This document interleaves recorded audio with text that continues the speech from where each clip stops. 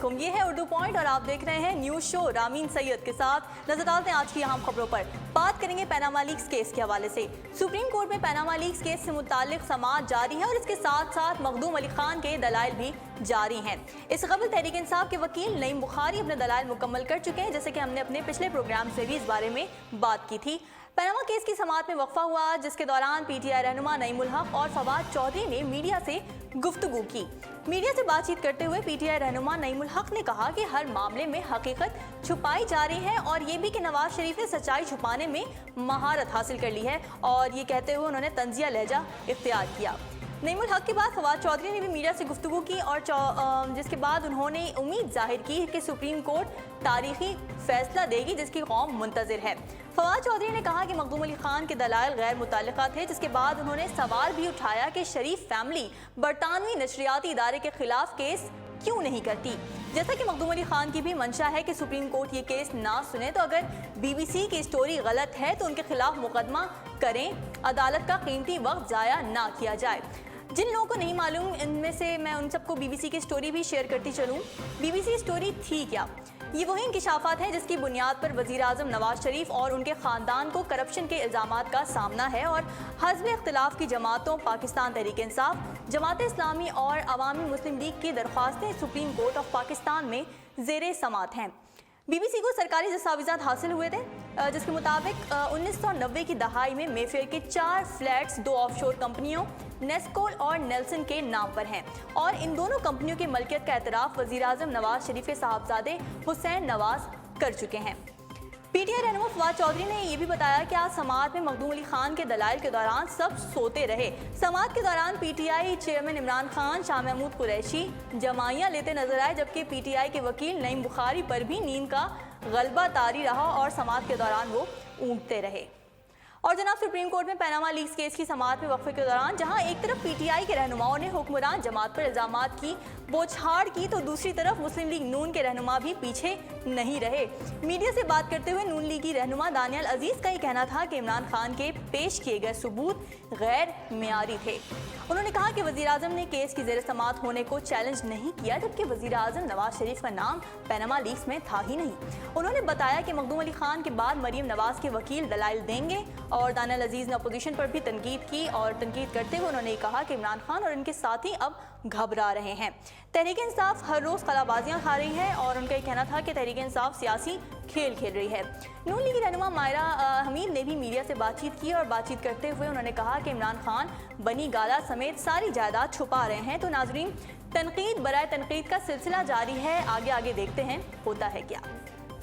Panama case के हवाले से ही एक और अहम खबर शामिल करेंगे। आपको बताएं कि सुप्रीम कोर्ट में वज़ीर आज़म नवाज शरीफ की नाअहली के लिए जमात इस्लामी की जानिब से भी दरख्वास्त दायर कर दी गई है। आज जमात इस्लामी भी पीछे नहीं रही है, जबकि दरख्वास्त में मौक़िफ़ ये इख्तियार किया गया है कि वज़ीर आज़म नवाज शरीफ ने जानबूझकर बरतानिया में असासे छुपाए और टैक्स चोरी की, जिसके बाद आर्टिकल 62 और 63 के तहत वज़ीर आज़म नवाज शरीफ सादिक और अमीन नहीं रहे। जमात इस्लामी ने वज़ीर आज़म को नाअहल करने की इस्तदा करते हुए कहा कि अदालत के पास नाअहली का पूरा इख्तियार है, जिसको वो ज़रूर इस्तेमाल करेगी। इमरान खान के हवाले से जो अहम खबर हमारे पास है वो मैं आपसे शेयर करती हूँ। पीटीआई के गैर मुल्की फंडिंग में खुर्द बुर्द केस पर पीटीआई चेयरमैन इमरान खान ने गैर मशरूत माफ़ी मांग ली है। अक्टूबर 2015 को तहरीक इंसाफ के साबिक नायब सदर अकबर एस बाबर ने पीटीआई के ही खिलाफ दरख्वास्त दायर की थी, जिसमें उनका ये कहना था कि एक अमरीकी फर्म पीटीआई की गैर कानूनी फंडिंग करती है। इस केस से मुतालिक 9 जनवरी को इलेक्शन कमीशन में समाअत हुई थी, जिसमें इमरान खान ने फंडिंग की तफसीलात तो फराहम नहीं की थी, अलबत्ता इलेक्शन कमीशन को गैर मुतासिब करार दे दिया था। इमरान खान के इस बयान पर इलेक्शन कमीशन ने आज समाअत में तहरीरी माफ़ीनामा जमा करवाने की हिदायत कर रखी थी। पीटीआई चेयरमैन इमरान खान की जानिब से माफ़ीनामा तहरीक इंसाफ के वकील सकलैन हैदर ने जमा करवाया है और माफ़ीनामे के मतन में ये कहा गया है कि गैर मुल्की फंडिंग केस में पहले जमा करवाई गई नज़रसानी की दरख्वास्त और इस दरख्वास्त में पेश किया गया मौक़िफ़ वापस लेते हैं। इसके बाद इलेक्शन कमीशन ने पीटीआई से तमाम दस्तावेज़ात तलब करते हुए समाअत 24 जनवरी तक मुलतवी कर दी है।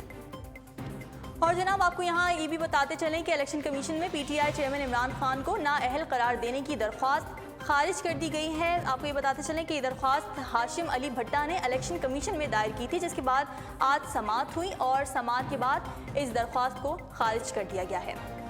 खबरों के सिलसिले को आगे बढ़ाते हुए आपको एक अफसोसनाक खबर देंगे। गुजरांवाला में पपना खां में फर्नेस फैक्ट्री में धमाका हुआ है। तफसीलात आपको देती चलूं। धमाका बॉयलर फटने से हुआ, जिसके नतीजे में 6 मजदूर झुलसकर जख्मी हो गए।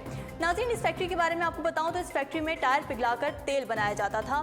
रेस्क्यू हुक्काम का कहना है कि मजदूरों को अस्पताल मुंतकिल कर दिया गया है, लेकिन सबसे बड़ा मसला जो वहां पर सामने आया है वो ये है कि जिले का वाहिद सरकारी अस्पताल बर्न यूनिट से महरूम है, जिसकी वजह से मुमकिन तौर पर मजदूरों को इब्तिदाई तिब्बी इमदाद के बाद किसी और अस्पताल मुंतकिल कर दिया जाएगा। जी व्यूअर्स, जैसा कि हम सब देखते हैं कि अवामी मकामात पर ख़वातीन को अक्सर हरासा किया जाता है, मगर बहुत कम मौक़े ऐसे भी सामने आते हैं जब उनके लिए आवाज़ उठाई जाती है। ऐसे एक वाक़े के बारे में मैं आपको बताऊंगी। गुज़श्ता दिन से मारूफ गुलकार आतिफ असलम की एक वीडियो सोशल मीडिया पर वायरल हो गई है।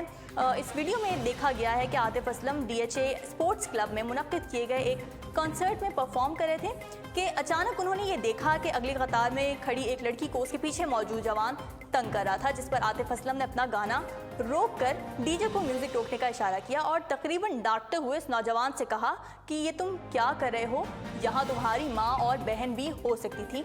आइए आपको इस मंजर की कुछ झलकियाँ दिखाते हैं।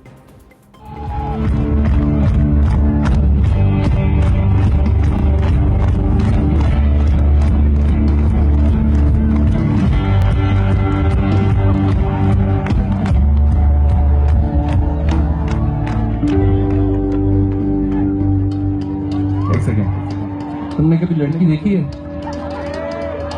तुम्हारी माँ बहन भी हो सकती है यहाँ पे। हाँ? Come on. I'm gonna rescue her. Rescue her. Rescue her. Yeah.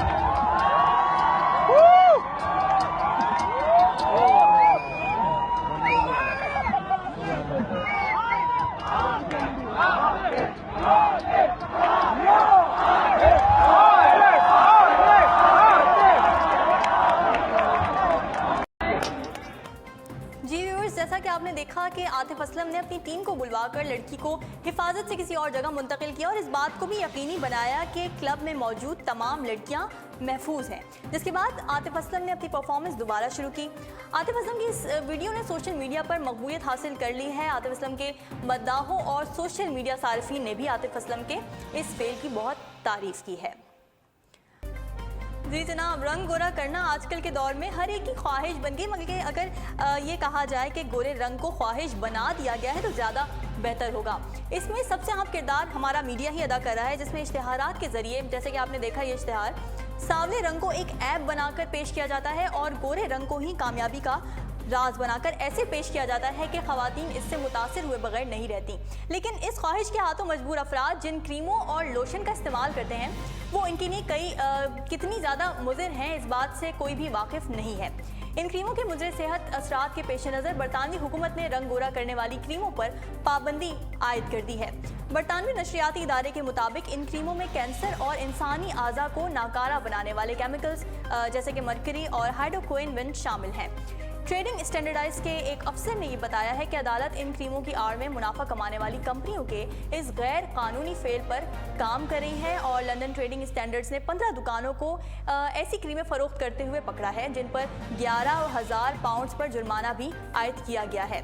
ऐसा पहली मरतबा हुआ है कि इन दुकानों के मालिकान को मुअत्तल करके जेल भिजवाने का हुक्म दिया गया है। और अगर मैं बात करूं कि ये कौन सी क्रीमें थी, तो इन क्रीमों में golden pearl, Faiza beauty cream, white express, max light समेत दीगर शामिल हैं। बरतानवी इदारे ने शहरियों को हिदायत की है कि वो इन क्रीमों के इस्तेमाल से गुरेज करें। तो व्यूअर्स, अगर आप भी इनमें से कोई क्रीम इस्तेमाल करते हैं तो फ़ौरन इसका इस्तेमाल तर्क कर दें, वरना नुकसान हो सकता है। और जनाब, स्पोर्ट्स की दुनिया से खबर शामिल करेंगे। ऑस्ट्रेलिया के खिलाफ दूसरे वनडे मैच में पाकिस्तान की कामयाबी पर अवामी मुस्लिम लीग के सदर शेख रशीद अहमद की ट्वीट ने सोशल मीडिया सार्फिन को हैरत ज़दा कर दिया। मेलबर्न में खेले गए मुकाबले में पाकिस्तान ने कैंगरूज को 6 विकेटों से शिकस्त दी, तो क्रिकेट माहिरीन और शायकीन के बाद शेख रशीद ने भी पाकिस्तानी टीम को शाबाश देने की ठानी, ताहम वो गलती से वेल्डन ग्रीन शर्ट्स लिखने के बजाय वेल्डन ग्रीन शिट्स लिख बैठे। शेख रशीद ने कुछ देर बाद ही अपना वो ट्वीट दुरुस्त कर दिया, लेकिन उस वक्त तक सोशल मीडिया सार्फिन ने उनके इस ट्वीट का स्क्रीनशॉट लेकर उन पर तरह तरह से तंज करना शुरू कर देते, जैसे कि आप अपनी स्क्रीन पर ये ट्वीट भी देख सकते हैं। व्यूअर्स, अब तक के लिए इतना ही। मजीद खबरों और अपडेट्स के लिए आप विजिट कर सकते हैं हमारी वेबसाइट www.urdupoint.com। फिलहाल मुझे दीजिए इजाज़त। अल्लाह हाफ़िज़।